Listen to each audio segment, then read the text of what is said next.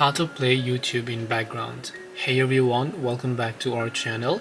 In this video I'm going to guide you through the steps on how you can play YouTube in background, so make sure to watch the video till the very end.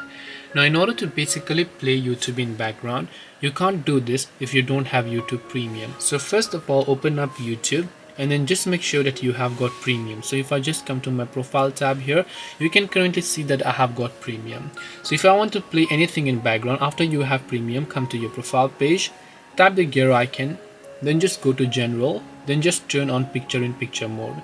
After you do that, whenever there is a certain video that you might want to play here, even if you minimize it, that video is going to get played, or even if you turn off its screen, it is still going to play in the background. So here you can turn off the screen and you can see the video is still playing in the background. That's all it takes to play YouTube in background. Hope this video was very helpful. If you have got any questions, feel free to leave them down. Thank you for watching and see you in the next video.